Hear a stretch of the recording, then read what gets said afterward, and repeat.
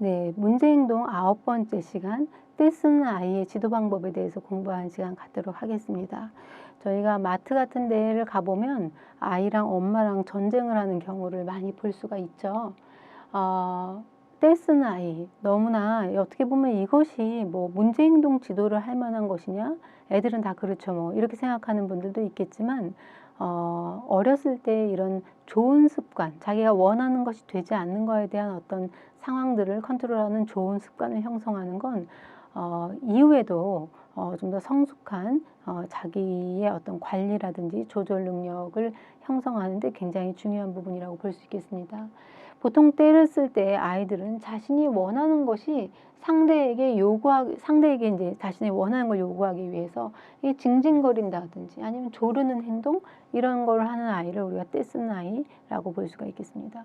그럴 때 우리 부모님들이 그런 이야기 하죠. 이쁘게 말해. 왜 이렇게 징징거리면서 말해? 이쁘게 말해. 이렇게 얘기하는데 이 아이 마음에는 내가 이쁘게 나이스하게 얘기하면 얼마나 이게 중요한지 엄마가 이렇게 인식을 못하고 그건 다음에 해줄게 이렇게 쉽게 무시할까 봐 이건 굉장히 가져야 되거든요. 안 갖게 되면 못 갖게 되면 저 너무 힘들어지거든요 라는 걸 표현하는 방식이 징징거리는 거죠. 그래서 원하는 것을 얻기 위해서 이렇게 징징거리는 아이들이 있을 수 있습니다. 처음에는 미약하게 이렇게 진행되다가 점점 이것이 징징거리는 강도가 높아지면서 나중에는 정말 마트에서 벌러덩 누워버리는 그리고 막 그 사람들이 다 보는데 떠나가도록 울고 떼를 쓰고 발을 구르고 힘들게 자기의 부정적 감정을 막 표출하고 폭발시키는 그런 아이들 있을 수 있겠죠. 심각한 문제 행동으로 발전한 가능성이 물론 있습니다. 근데 이런 아이들에 대해서 우리가 어떻게 이제 진행을 할 것인가. 이런 떼쓰는 아이들 같은 경우는 자신이 원하는 게 안 되다가 이렇게 자기가 너무 심각하게 표현을 하니까 할머니든 할아버지든 아니면 아빠든 엄마든 누군가가 이것을 결국은 아유 그냥 내가 못 이겨서 해주고 하는 그런 어떤 훈육의 환경이 있었을 수도 있다. 양육 환경 자체가 굉장히 허용적이었을 수 있고 이런 감정에 대해서 특별히 제재를 가하지 않았다라는 것들을 또 우리가 예측해 볼 수도 있겠습니다. 자, 떼쓰는 아이들은 무엇 때문에 이렇게 떼쓰는 아이들로 발전을 하게 됐을까요? 일단은 이 아이들 같은 경우는 자기 조절 능력, 자기 통제력이 매우 부족한 경우입니다. 그래서 습관적으로 누군가에게 이것을 요구하죠. 그래서 자기 통제력이 아주 부족해서 이렇게 습관적으로 무언가를 이렇게 막 요구를 하는 그런 아이라고 볼 수가 있겠고요. 주위에 관심을 끌거나 또 애정을 확인하기 위해서 그래서 내가 뭐가 필요해요. 내가 이제 그 필요한 것들 누가 해줬을 때, 야, 역시 우리 할머니는, 우리 아빠는 이런 것들을 확인하는 거죠. 여러분도 이 반대로 또 생각을 해보면 내가 우리 아이한테 미안하거나 내가 우리 아이와 이렇게 직장일 때문에 긴 시간을 함께 보내지 못하는 그 일하는 엄마라는 어떤 그 핸디캡 때문에 아이에 대해서 이런 죄책감이 있어서 아이가 뭔가를 사달라고 하거나 요구하거나 했을 때 여러분이 그것에 대해서 이렇게 좀 적극적으로 해주는 그리고 웬만하면 허용해 주려고 노력하는 그런 어머니신가요? 그것이 여러분의 의도는 그런 의도였는데 아이들한테는 이렇게 떼쓰고 또 이렇게 뭔가 안 되는 거, 통제당하는 거, 제한받는 거에 대해서 전혀 받아들일 수 없는 사회 부적응아로 우리 아이를 키우고 있는 하나의 또 이유가 될 수도 있기 때문에 여러분이 생각하는 그런 허용적인 어떤 부분들로부터의 뭔가 변화가 필요한지도 모르겠습니다.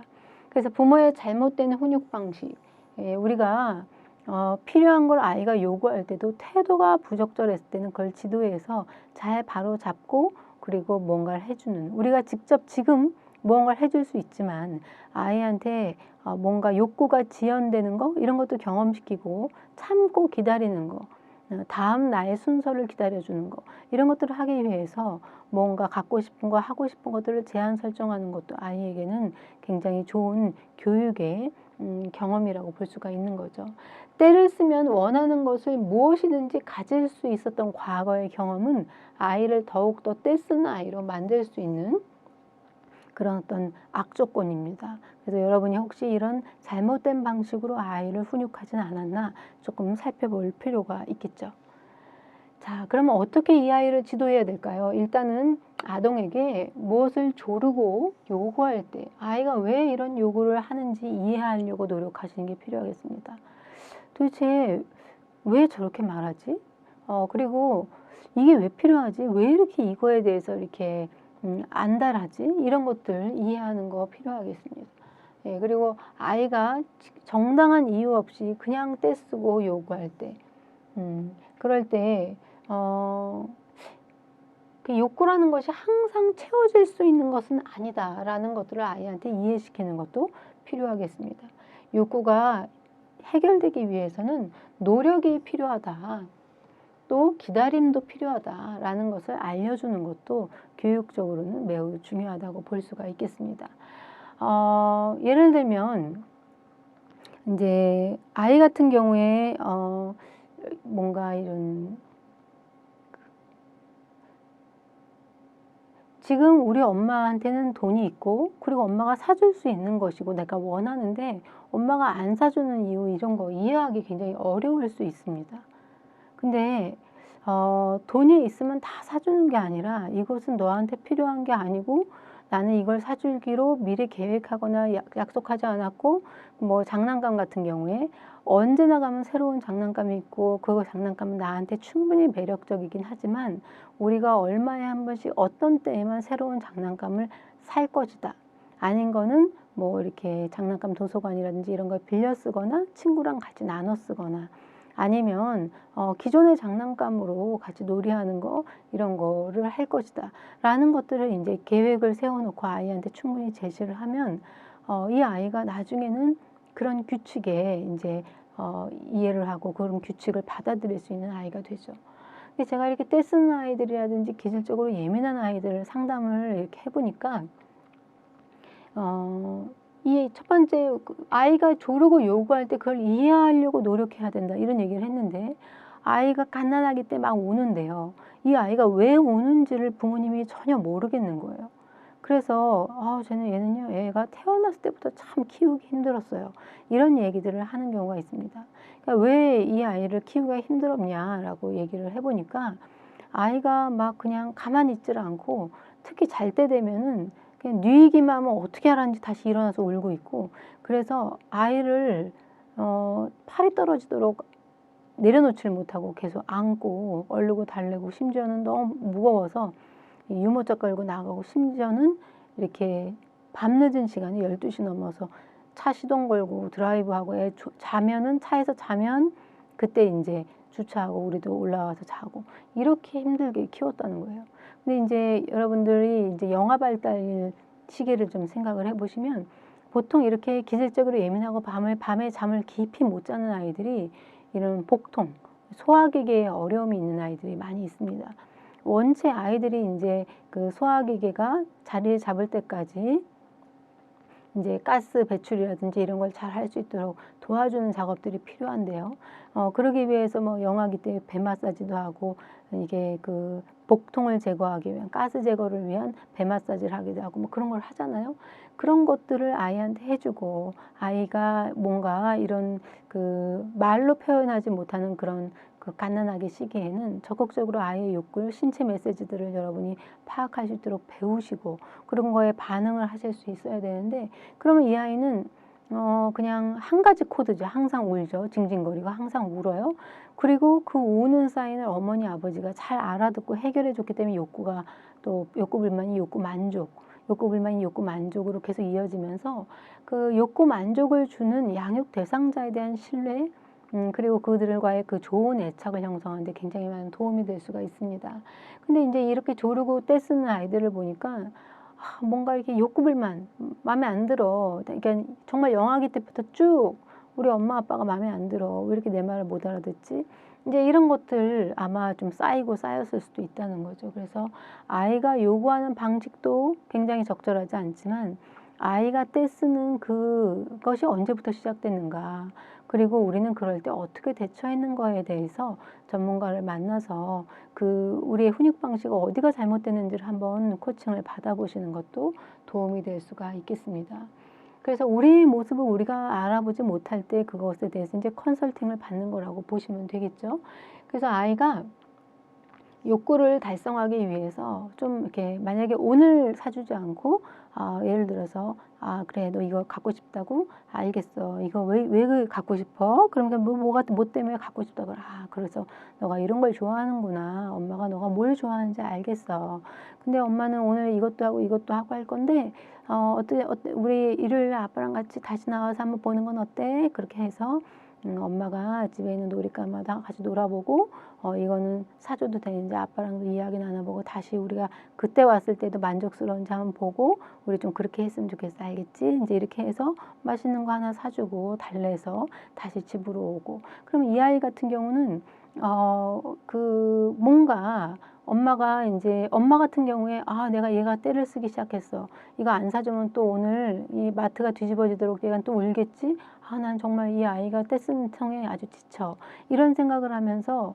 뭔가 이렇게 안 사주기 위한 저항을 보이기보다 그래 좋아 너가 이래서 좋아하는구나 그런데 우리 엄마가 오늘은 이거 하고 오늘 그 대신에 맛있는 거 사주는 대신에 일요일까지 기다려보는 건 어때 이렇게 좀 며칠을 기다릴 수 있도록 이제 이 아이의 욕구를 지연을 시키면 아이는 원하는 거에 자기의 시간 자기의 어떤 순번을 기다리는 어떤 연습이 건강하게 될 수가 있다는 거죠. 그래서 여러분들 이렇게 어딘가에 어른들도 자기 순서를 지키려고 이렇게 줄을 서 있을 때 막 조바심을 내는 사람이 있고 자기 순서를 굉장히 평화롭게 기다리는 사람이 있잖아요. 어차피 조바심 내나 평화롭게 기다리나 내 순서가 돼야지만 그것을 얻을 수 있는데 이 조바심 있게 막 어떻게든 이 기다리는 거에 어려움을 겪는 사람들 물론 외향적인 사람들이 조금 기다리는 걸 힘들어하기도 하지만 그런 사람들 같은 경우에 자기의 욕구를 컨트롤하는 자기조절 능력에서 조금 미진한 부분이 있다라고 볼 수가 있겠죠. 그런 것들을 좀 향상시킬 필요가 있겠습니다. 요즘 같은 경우는 학용품도 참 저렴하고요. 그리고 또 아이들이 원체 그 과거에 비해서는 풍족한 시대를 살고 있다 보니까 놀잇감부터 학용품까지 뭐 넘쳐나죠. 연필을 끝까지 쓰는 아이들을 요즘 아이들 중에 보는 경우가 별로 없어서 저희 상담소에서는 왜 뒤에 뒷꼭지 껴서 이제 연필을 사용하고 아이들한테 일부러 그런 몽당 연필을 사용하는 것들을 경험시키기도 하는데 볼펜도 끝까지, 노트도 마지막 페이지까지, 연필도 마지막까지 끝까지 그 학용품을 다 써야지 그 다음 사놓았던 것들을 이제 개봉을 해주고 하는 거 매우 중요하겠습니다. 그래서 아이들이 뭔가 이렇게 무엇 하나를 이게 정말 그 잘 뭐랄까 조리 있게 또 개념 있게 사용할 수 있도록 훈련하는 거 이런 것도 굉장히 중요하겠죠.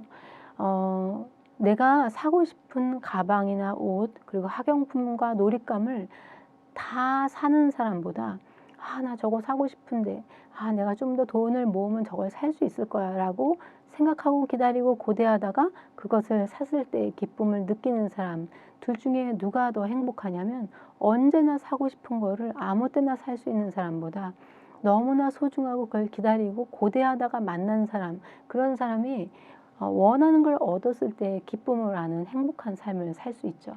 그런 것들을 우리 아이한테 경험시키기 위해서 욕구지연의 방법을 사용하는 것도 좋다는 이야기가 될 수 있겠습니다. 아동의 요구를 거절할 경우 안 된다고 한 것은 부모가 한마음으로 끝까지 안 된다. 이렇게 지속할 수 있는 거 중요하겠습니다. 안 된다고 얘기를 했는데 엄마는 안 된다고 낮에 그렇게 싸웠는데 아빠가 와서 뭘 그런 거 가지고 아빠가 해줄게 뭐 이렇게 하면은 이거는 교육이 좀 안 되겠죠.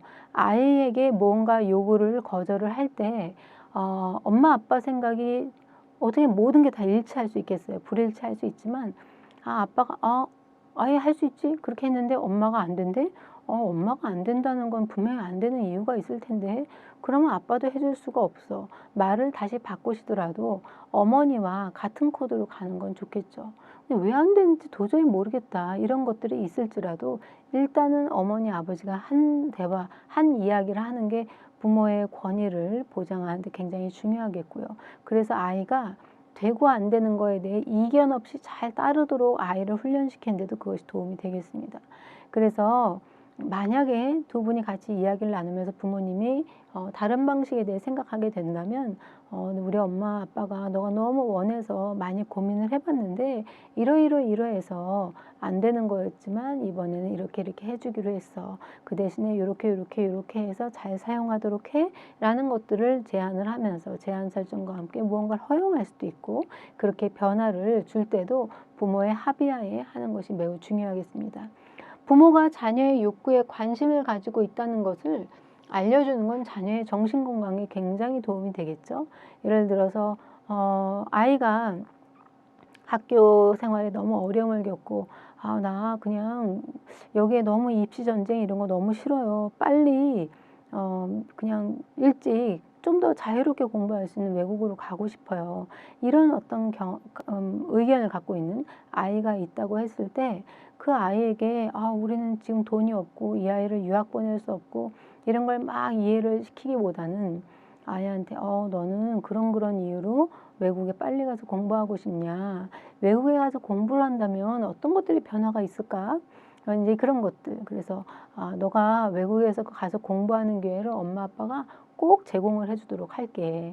하지만 지금 당장은 안 되고 아빠도 지금 들은 이야기이기 때문에 그것을 위해서 아빠도 노력하고 계획을 짜고 이러는 시간이 필요할 것 같아. 영어 공부 열심히 하고 너도 준비하고 있어. 이렇게 하면서 뭔가 관심을 계속해서 수용하고 들어주고 하는 가운데 이 아이가 그 원하는 것에 대한 기다림의 시간을 아주 의미 있게 쓸 수 있는 그런 어떤 마음의 평안이라는 집중력들, 또 내 마음이 아빠한테 전달됐어. 이런 거에서 오는 어떤 평안함, 이런 것들을 가질 수가 있다는 것입니다. 저희 예전에 내남자 같은 경우에는 이런 그 공무원 집안에 이제 자녀가 셋 있는 집이었는데 막내였어요. 근데 이 친구가 학교를 이렇게 친구 따라 예고 시험을 보러 갔다가 예고 시험 그 미술을 그냥 붙어버렸어요. 그래서 어머니께 이 아이는 자기 친구처럼 자기도 예고를 가고 싶은데 엄마한테는 예고에 대해서 이제 허락도 안 받고 막 시험을 봤으니까 이걸 어떻게 해야 되나 이야기를 했더니 어머니가 이 아이가 미술학원 한번 제대로 안 보냈는데 예고에 미술로 붙는 거 보니까 얘가 미술을 참 좋아하고 잘하나 보다 생각을 해서 덜커덕 예고를 허락을 해줍니다. 근데 이렇게 중학교 절친과 이제 예고를 갔는데 문제는 이제 예고를 가면서 발생하게 되는 거죠. 예고를 가니까 예술 교육을 아주 돈을 많이 들여서 일찍부터 조기로 받은 아이들도 많고 부유한 가정의 아이들도 많고 그러다 보니까 여기에서 막 화방 도구들 사는 것도 너무 비싸고 종이 한 장까지도 비싸고 그리고 아이들이 막 먹는 간식도 막 1인당 한 번 먹을 때마다 5,000원씩 내야 되고 그리고 수학여행도 그 당시에는 그런 시절이 아니었는데 막 외국으로 가고 이러니까 이 고등학교를 졸업하는 데만도 너무나 돈 달라고 해야 되는 시간이 많이 생기는 거예요. 그래서 이 친구가 많이 위축이 됐죠. 예, 그 부유하고 넉넉한 아이들 사이에서 위축이 되면서 간식 먹는 게 두려워서 친구들도 덜 만나고 이렇게 이제 지내고 있었는데 그렇게 해서 굉장히 그 우울하게 고등학교 시기를 보내고 대학을 가게 됩니다. 근데 결혼을 하고 이제 교회를 다니는데 이 막 구역 모임 같은 데 가는데 또 우리 구역에는 왜 이렇게 잘 사는 사람이 많은지 이 집에서 하는 구역 모임 가니까 뭐 우리 집만 제일 초라하고 그래서 여기서 또 약간 우울하게 되고 그 열등감과 우울감과 이런 이게 마음이 가난해지는 어떤 경험도 결핍감을 많이 느끼게 됐다는 거죠. 그래서 제가 그분을 이렇게 아이 문제 때문에 만났을 때 어떤 이야기를 드렸냐면 사실은 제일 중요한 거는 그때 그렇게 준비되지 않았을 때 예고가 무엇인지를 모르고 시험 본 딸도 있지만 예고를 턱 붙여놓은 어머니가 그걸 다 알 수는 없지만 일단은 무언가 중요한 아이의 결정을 하는데 내가 아는 게 없으면 주변한테 물어볼 수도 있지 않냐. 우리 아이가 이렇게 예고 갔는데 예고 붙어버렸는데 이거 어떡하지? 그러면 이거 예고 보내지 마요. 거기 가면 돈 많이 쓴다. 이렇게 하면서 뭔가 다른 사람들 경험 있고 들은 바 있는 사람들의 의견도 들을 수도 있는 거고 그렇게 해서 이 아이한테 엄마가 너 이렇게 미술을 엄청 잘하는 건 엄마가 알게 됐다고 내가 지금 당장은 준비한 게 없어서 너를 예고를 못 보내지만 내가 미술학원 보내줄 거고 너 반드시 미술대학에 들어갈 수 있게 지원해 줄 거라고 너 단짝 친구랑 같이 학교 다니는 거는 못하게 되겠지만 그래도 그 아이랑 같이 좀 같은 공부하면서 같이 좀 만나서 공유할 수 있는 그리고 같은 전공 분야를 생각하면서 갈 수 있는 거 그거 엄마가 지원하겠다. 그리고 지금부터라도 돈을 모아서 너 대학에 원하는 대학에 갔을 때에는 엄마가 이렇게 외국에서 공부하거나 외국 경험할 수 있는 그 기회를 그때는 준비해서 해줄 수 있을 거다라고 얘기해서 이게 어떻게 보면 지금 예고로 이렇게 문제를 푸는 게 아니라 이렇게 예술 대학으로 미대를 가는 걸로 이렇게 좀 욕구를 지연시키는 방법이 될 수 있었겠죠. 그래서 뭐 미대에 갔을 때 모든 아이들이 이렇게 부유한 집안의 아이들만은 아니잖아요. 그래서 아이가 엄마의 어떤 결핍된 지원을 받는 게 아니라 엄마가 해줄 수 있는 거에서 넉넉하다고 느끼는 지원을 받았을 때 아이가 같은 경제 수준 안에서도 조금은 넉넉함을 경험하면서 결핍감을 덜 느끼면서 열등감을 덜 느끼면서 행복하게 미술 공부를 할 수 있지 않았겠나. 아이들이 원하는 걸 아이가 원하는 그 단어와 그 방법대로 그대로 욕구를 해결해 주는 건 그렇게 적절하지 않습니다. 아이의 욕구를 듣고 그 부모가 그것을 성인들이 그 뭔가 판단하기에 얼마나 적절한 것인지를 봐서 잘 대화를 나눌 수 있고 욕구를 조절할 수 있도록 도움을 주는 부모님이 되시면 더 좋겠다라는 생각을 해봅니다. 이상 떼쓰는 아이를 지도하는 방법 알아봤습니다. 수고 많이 하셨습니다.